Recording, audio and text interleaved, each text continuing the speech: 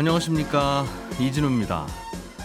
2024년 갑진년 새해가 밝았습니다. 오늘은 새해에 달라지는 제도와 정책을 몇 개 소개해 드릴 건데요. 새해부터 아파트 주택담보대출과 전세대출도 금리 비교를 통해서 더 낮은 금리로 손쉽게 갈아탈 수 있게 됩니다. 또 새해에는 신생아 특례대출과 아이를 많이 낳은 집들을 위한 주택 특별공급까지 아이를 낳은 가구들을 위한 내 집 마련 지원 정책들이 대폭 확대되기도 합니다. 이외에 달라지는 경제 정책들 오늘 자세하게 알아보겠습니다. 2024년 1월 1일 월요일 손에 잡히는 경제 시작합니다.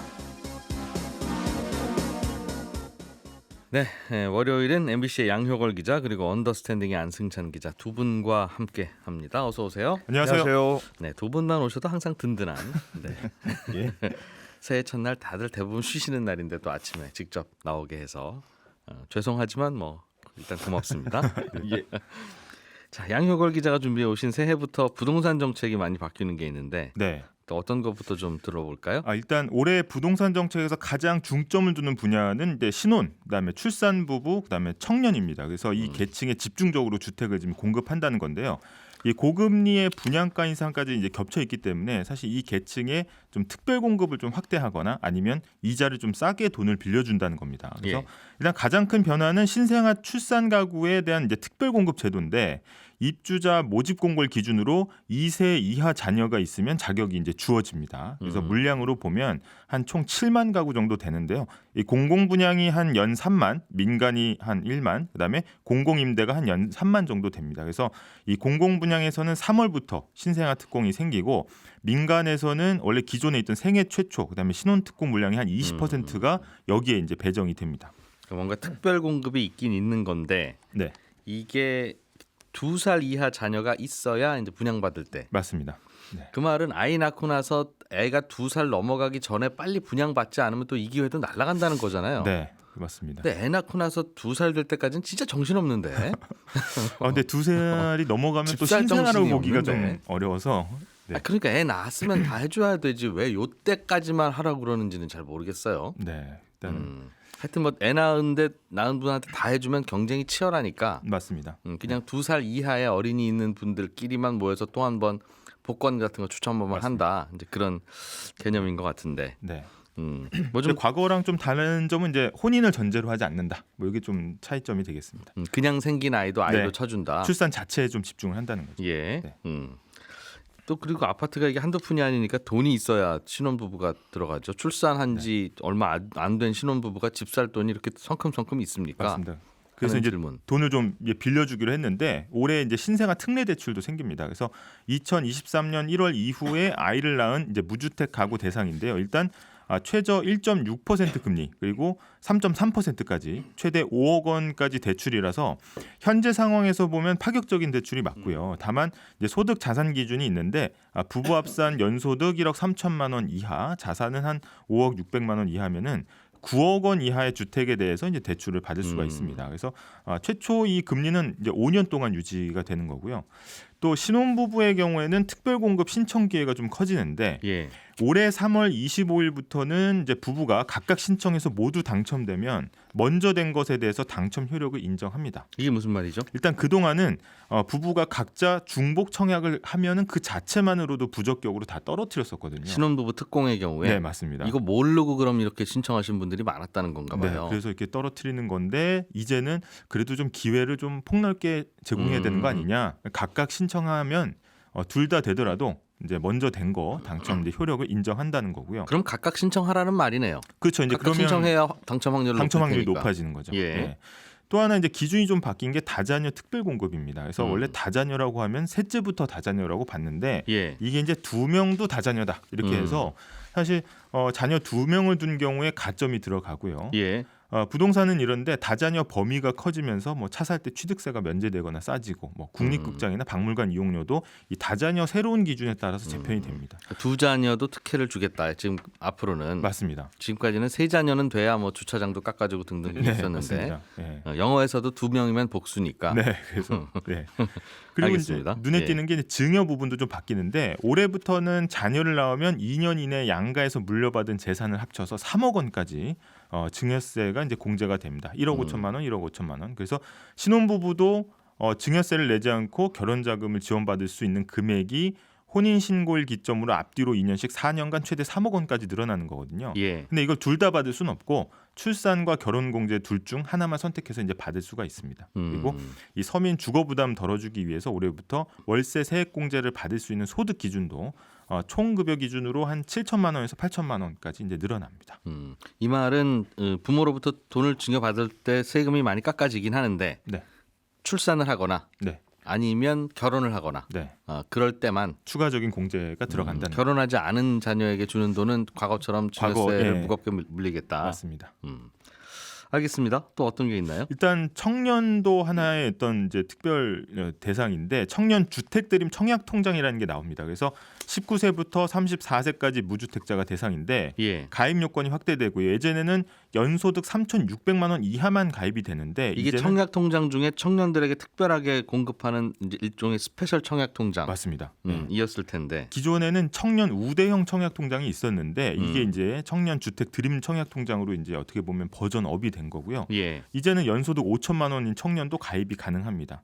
이율은 뭐 조금 올라가서 한 4.5%까지 최대 주고, 이자도 많이 준다. 이자도 조금 많이 예. 주고 월 100만 원까지 넣을 수가 있는데 특징이 이 통장으로 청약 당첨이 되면은 예. 대출로 바로 전환이 됩니다. 그래서 최저 2.2% 저금리로 분양가 80%까지 대출이 나오거든요. 그래서 이거는 다음 달 중에는 이제 가입이 가능할 거다 이런 전망이 나오고 있습니다. 19세부터 34세까지면 이제 어른 된 청년들 고3부터는 가입할 수 있는 거네요. 그렇죠? 네, 맞습니다. 부모가 주택이 있더라도 부모가 물려준 4명의 주택이 있지만 않으면 네, 가입 가능하다. 네, 맞습니다. 무주택자. 알겠습니다. 부모님이 돌아가셔서 어쩔 수 없이 증여를 상속을 받은 청년들은 안 된다는 뜻이네요. 그 경우는 무주택자의 대상이기 때문에 이런 거는 하나씩 해주면 어떨까 싶은 생각은 드는데 네. 아마 알겠습니다. 네. 예.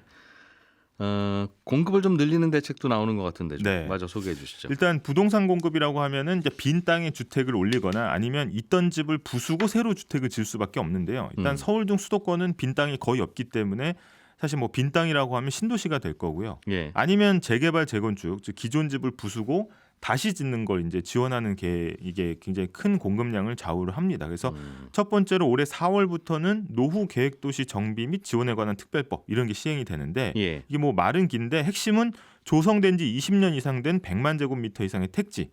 그러니까 신도시, 과거 신도시들은 이제 새로 지으면 용적률 좀 풀어주고요. 예. 그러니까 더 높게 지을 수 있게 해주고 안전진단 면제 등의 혜택을 주는 겁니다. 그래서 뭐 일산이라든지 아니면 산본, 뭐 경기도 분당 이런 데가 대상이 될 걸로 보이고요. 두 번째로 재건축은 이제 초과이익 환수 제도가 일부 풀리는데 이거는 앞에서도 이제 전해드리긴 했지만 재건축하고 집값이 일정 수준 이상 오르면 조합원들이 이 초과이익의 일부분을 내야 되는데 동네 집값보다 좀 더 오른 폭에 대해서 네 맞습니다. 그 면제 기준이 현행 3천만 원, 그러니까 이득이 3천만 원에서 8천만 원으로 높아집니다. 그러니까 8천만 원 초과이익 보는 것까지는 이제 봐주겠다라는 거고. 그 말은 8천만 원 넘는 초과 이익에 대해서는 여전히 네. 이거 하겠다는 맞습니다. 거죠. 네. 예. 그리고 이제 올해 부동산 시장 상황을 좀 예측하기는 어렵지만 국내 부동산 전문가들이 집값 하락세가 올해도 좀 계속될 걸로 봤습니다. 그래서 예. 다만 그러면 언제 반등할 것이냐에 대해서는 좀 예상이 엇갈리긴 했는데 대체로 이게 많이 들어보신 단어긴 하지만 상저하고의 흐름을 예상을 했습니다. 그러니까 올해 상반기에는 좀 부동산 시장이 눌려 있다가 네, 하반기부터는 예. 좀 반등하면서 뚜렷한 회복세를 보일 거다. 뭐 이런 전망들을 계속 내놓고 있거든요. 그래서 지금이 좀 눌려 있으니 눌리는 분위기니까. 네. 그리고 앞으로 뭐 확 반등할 만한 호재가 뚜렷하게 보이지 않는다라는 거고 그러면 역시 부동산 사이클이 올해도 금리 사이클과 이제 동조화될 거라는 이야기인데 이 고금리 기조가 상반기 동안 유지되면서 집값이 전반적으로 하락할 거라는 거고요. 금리가 높아서 또 이자 부담 때문에 주택 수요 떨어지고 결국 매매 손이 좀 가기보다는 임대차 시장에서 이제 매매 시장을 계속 지켜만 볼 거다라는 거고 그러다 보니 전세는 계속 오를 텐데. 맞습니다. 그래서 예. 전셋값은 강세를 보일 거다 이런 예상들이 나오고요. 하반기에는 사실 공급 부족과 전셋값 상승, 그다음에 분양가 오름세 등이 겹치면서 하반기에는 집값을 밀어 올릴 거다 이런 전망이 주를 이루고 있습니다. 그렇군요. 네. 첫 번째 지적해 주신 그 주변 그 수도권 신도시들 재건축할 때 네. 용적률 특혜로 이제 좀 높게 올릴 수 있게 해준다는 네. 그게 이제 앞으로 계속 어떻게 진행될지를 좀 봐야 될 텐데 왜 신도시들만 특혜를 주냐? 네. 구도시에 있는 아파트는 왜 용적률 특혜 안 주냐라고 할 때 네. 뭐라고 설명할 방법이 참 없어요. 네. 근데 대규모 이제 주택 공급을 위해서는 아무래도 이제 신도시 위주의 어떤 이제 좀 빨리 신도시를 재건축하려는 의지가 좀 들어간 걸로 보입니다. 네, 자 안승찬 기자. 네. 올해부터 주택담보대출도 또 전세대출도 그 인터넷 쇼핑 가격 비교하듯이 예. 금리 비교를 샤샤샥 해서 어라 저기가 더 싸네. 네. 그러면 바로 갈아탈 수 있다. 그렇습니다. 그런 대환대출 플랫폼이 생긴다는 거죠. 그렇습니다. 지금 대환대출 플랫폼 하고는 있잖아요.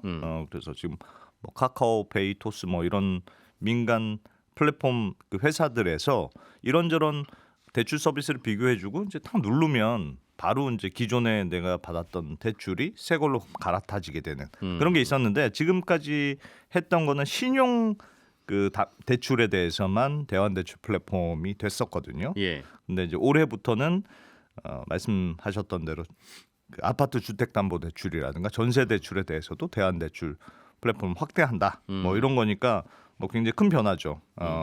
이제 이달부터 바로 하겠다는 게 지금 금융위 발표거든요. 예. 그래서 조만간 서비스를 보게 될 텐데 이 대환대출 플랫폼을 막상 해보면 생각보다 좀 뭐 그렇게 친절하진 않더라. 비교가 혹은 뭐 비교 플랫폼인데 은행들이 이빨 빠지듯이 하나씩 빠져 있더라. 아 여기는 비교가 안 된다. 네, 요 은행은 없고 뭐 그렇더라. 뭐 그런 거기는 것 전화해서 물어봐야 되는.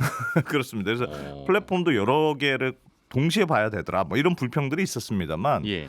그래도 한 6개월 정도 신용대출, 대환대출 실적 건수를 보니까 6만 7천 건 정도 이루어졌거든요. 그래서 금융위가 계산해 보기로는 평균 한 1.5%포인트 이 정도 대출 금리가 떨어진 효과는 있었고 예. 그래서 연간 이자 절감액은 한 300억 원 정도는 사람들이 절감을 했더라. 이런 분석도 있습니다. 금리가 자신 없으니까 여기 안 들어오겠죠. 네. 금리가 자신 있으면 와서 손님들 뺏어 가야 본인들한테 이익일 텐데. 그렇습니다. 왜 이 은행은 금리가 없지라고 하면 금리에 자신이 없는.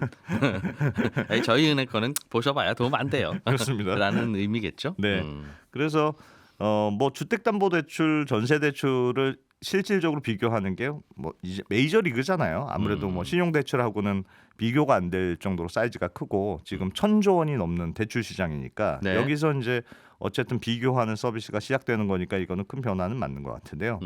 다만 이번 달에 선보여도 생각보다는 파급력이 크지 않을 수 있다. 이런 얘기는 있습니다. 왜냐하면 일단 대출 받은 지 얼마 안 되는 분들은 뭐 중도 상환 수수료 뭐 1% 2% 내야 되는 경우들이 있으니까 예. 이것 따지면 뭐 별로 그렇게 싸지지 않는다. 뭐 이런 경우들도 있고 특히나 문제는 지금 DSR 규제 때문에 아예 이제 신규 대출이 안 되는 분들이 꽤 많지 않습니까? 네. 근데 대환 대출을 받으려고 하더라도 이거는 어쨌든 새로 대출 심사를 받아서 새로 대출이 나가야 하지만 그걸로 이제 예전 걸 갚고 대출을 받는 거라서 옛말에 이미 대출 받은 분들도 저 이거 갈아탈래요 하더라도 새로운 기준을 적용하면 그렇습니다. 새로운 DSR 규제를 적용하면 아유 옛날에 받으신 거 다행으로 생각하세요. 요즘 같으시면 대출 받지도 못해요. 그렇습니다. 하는 분들이 많으니 네. 이건 갈아타기도 어렵다. 그렇습니다. 그래서 지금 예전에 그 왜 코로나 팬데믹 때 영끌에서 집 산 분들 굉장히 많은데 그때는 DSR 적용 안 하고 이제 대출을 받을 수 있었는데 지금은 뭐 DSR 대출 다 적용이 되니까요.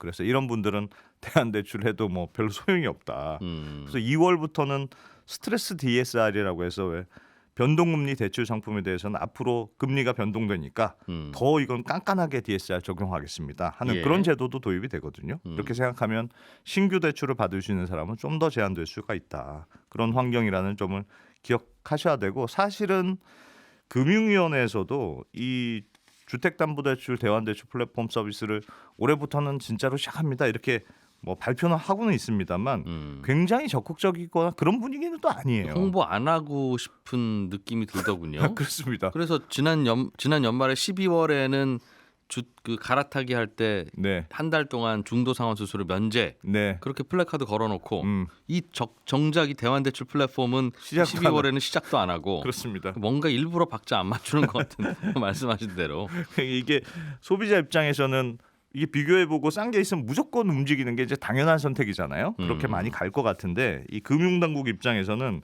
이게 또 한쪽으로 막 쏠리면 특정 은행의 대출이 이렇게 빠져나가고 네. 뭐 그런 일이 생기면 이건 또 금융 관리의 리스크가 될 수 있다. 뭐 이런 걸 걱정하는 분위기거든요. 그래서 작년에 이 신용대출 대환대출 플랫폼 이거 처음 시작했을 때도 은행의 연간 그 대환대출을 취급할 수 있는 한도를 네가 작년에 신규 취급액의 10%를 절대 넘으면 안 돼. 이런 식으로 이렇게 캡을 씌워놨습니다. 남의 손님 받아오는 게 그거의 10%를 넘지는 마라. 그렇습니다. 그러니까 만약에 이번에도 아파트 주담대 그 대환대출 플랫폼도 이런 식으로 제한을 만약에 둔다. 그러면 생각보다는 영향이 크지 않을 수는 있을 것 같은데 어쨌든 금리 비교가 된다는 건 뭐 좋은 소비자 입장에서는 좋은 점이니까 조금은 대출 금리가 내려가는 효과는 있지 않을까. 뭐 정부의 입장은 다 이해는 되는데 그래서 네. 그러니까 금리 비교를 하라는 건지 말라는 건지 그게 뭐한 거예요. 그러니까 살살 비교하고 살살 넘어가세요라는 뜻인데 네, 그게 뭡니까 그게? 그렇습니다. 이게 새로 대출 받을 때도 똑같이 비교해보고 받으러 갈 수도 있는 거죠. 그렇죠. 그렇습니다. 지금 오늘 현재 주택담보대출을 어느 은행에서 제일 싸게 주고 있는지 그게 바로 나오는 거니까. 네, 그렇습니다. 실손보험 청구 간소화 이것도 좀 제발 좀 소비자들은 하자. 예. 왜 자동차 사고 나면 카센터에서 알아서 다 보험회사에 연락해서 돈 받아주고 해주는데. 소비자들은 그냥 차만 가져오면 되는데 왜 똑같이 고치는 건데 사람 고치고 나서는 왜 소비자가 일일이 보험회사한테 전화하고 영수증 갖다 주고 해야 되냐 그렇습니다. 이건데 네. 그래서 자동차처럼 취급해 준다는 거죠 올해부터는. 올해부터는 확실히 이미 작년에 이제 국회에서 법이 통과가 됐으니까 예. 날짜까지 이번엔 박았더라고요. 10월 25일부터 실손보험 청구 간소화 제도가 이제 도입이 되는데 다만 동네 작은 의원이나 병원들은 2년 정도 유예 기간을 더 주기로 했거든요. 예. 그래서 일단은 병상이 30개 이상 조금 큰 병원에서 실손보험 청구 간소화 제도가 뭐 가을 겨울부터 시작이 될 것 같은데 뭐 내가 일일이 서류 안 챙겨도 알아서 병원에서 이제 보험회사로 서류 보내주는 거니까 예. 뭐 조금 편리하긴 할 것 같습니다만 다만 병원이 의료 정보를 보험회사에 이제 보낼 때 어떤 망을 이용해서 보낼 거냐 이거 아직을 못 정했거든요. 예. 그래서 보험사들은 이미 병원하고 전용망이 깔려 있다는 그 건강보험 심사평가원 여기 망을 이용하거나 아니면 보험개발원 같은 한 곳에 모으면 편리하지 않겠느냐 이게 예. 이제 입장이고 의사단체들은 건강보험심사평가원이라고 하면 화들짝 놀라죠. 그렇습니다. 거기 근처도 안 가고 싶다 뭐 이런 거라서 거기는 가면 뭐든지 깎으려고 그러니까. 네 그래서 망을 단일화하지 말고 내 마음대로 보낼 수 있도록 해달라 이게 의사단체의 주장이라서 이거 가지고 아직도 기싸움 하고 있어요. 그래서 구체적인 시스템이 마련이 안 된 상황이어서 10월 시행을 위해서는 뭐 좀 빨리 합의를 마치는 게 중요한 시점입니다. 그러니까 올해하고도 10월이니까 내년 가야 되겠네요. 앞으로 1년. 네. 알겠습니다. 육아휴직 제도가 좀 달라지는 게 있습니까? 그것도 있어요. 육아휴직 제도가 원래 이제 부부가 육아휴직을 쓰면 나라에서 육아휴직 급여를 좀 더 주는 제도가 있습니다. 예. 그래서 지금도 양쪽 부부가 둘 다 쓰면 3개월 동안은 최대 300만 원까지 각 부부에게 양쪽 다 쓰면 생활비가 부족할 수 있으니까. 예, 그렇습니다. 그래서 휴직 급여를 좀 더 주는 제도가 있는데 이게 3+3 제도라고 하는데 예. 요거 좀 더 확대해서 6+6 제도로 하겠다. 그게 뭡니까? 부부가 같이 육아휴직을 쓰면 6개월 동안 아하. 금액도 300만 원이 아니고 최대 450만 원까지. 지금까지는 3개월만 좀 넉넉히 줬는데 예. 이제는 6개월까지 주겠다. 그렇습니다. 그런데 요것도 조금 그런 게 6개월 동안 다 450만 원 주는 게 아니고 첫 달에는 200만 원, 둘째 달에는 250만 원 이렇게 50만 원씩 올라가는 식으로 해서 예. 실제로 더 받는 금액은 엄청난 금액은 아니다. 이것도 제가 듣긴 했는데 좀 손을 봐야 되는 게 이게 이혼해서 혼자 아이 기르는 경우에는 또 혜택이 안 되더군요. 네, 그렇죠. 아빠 엄마가 동시에 써야 된다고 하니까 네. 항상 이런 정책 만들 때는 아주 일반적인 가정만 머리에 떠올려서 이혼한 분은 남자가 기르든 여자가 기르든 생활비 어차피 많이 드니까 한 분만 해도 해줘야 되잖아요. 네. 해줍시다. 예. 예, 안승찬 기자, 양효걸 기자였고요. 저희는 광고 잠깐 듣고 친절한 경제로 이어갑니다. 네, 오늘은 청취자 중에 박성민 씨가 은행 대출을 받으려고 여기저기 좀 알아보는 중인데 결국 변동금리로 받을 건지 고정금리로 받을 건지를 선택하는 게 제일 큰 고민거리로 남더군요.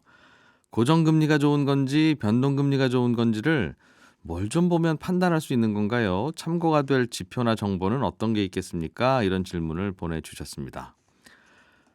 대출 받을 일이 있으면 누구나 한 번씩 다들 심각하게 고민을 하게 되는 게 이제 고정금리로 받을 건지 변동금리로 받을 건지인데요. 결론부터 말씀드리면 그 어디에도 그 질문에 대한 정답을 알려주는 참고 자료는 없으니까 그냥 맘 편하게 동전을 던지셔서 앞면 나오면 고정금리, 뒷면 나오면 변동금리로 결정하시는 게 제일 좋습니다라고 말씀드릴 수밖에 없겠습니다. 왜냐하면 이 고정금리나 변동금리 중에 뭘 할지 우리가 고민하는 이유는 뭘 선택하느냐에 따라서 미래에 우리가 손해를 볼 수도 있고 이익을 볼 수도 있으니까 그런 거잖아요.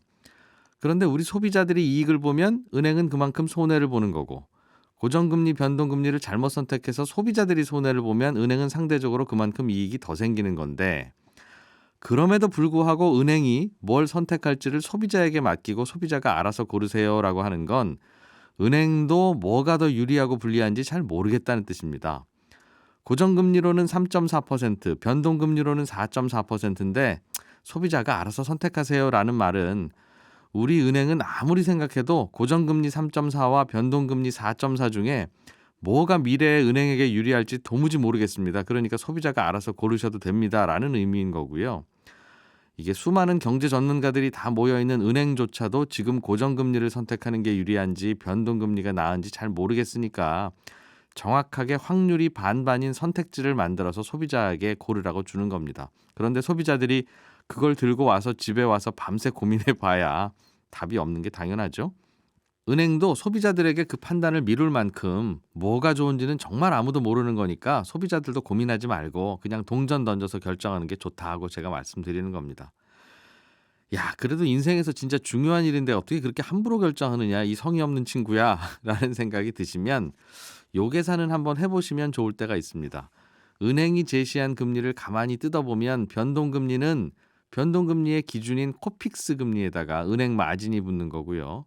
고정금리는 고정금리의 기준이 되는 5년 만기 은행채 금리에다 은행 마진을 붙이는 거니까 둘 중에 은행 마진이 좀 낮은 걸 고르시면 약간은 유리할 수 있습니다. 사실 이론적으로는 둘 중에 뭘 고르든 은행 마진은 같아야 되는데 가끔씩은 정부가 고정금리 고객을 좀 늘리라든가 하는 압박을 하면 은행들은 본인들 마진을 좀 줄이더라도 정부가 더 많이 팔라고 옆구리 찌르는 상품의 가격을 낮춰서 세일을 하는 경우가 있거든요. 그러니까 은행 마진을 한번 역으로 계산해 보시고 그게 낮은 쪽으로 결정하시면 괜찮은 선택이 될 수 있는 경우가 종종 있긴 합니다.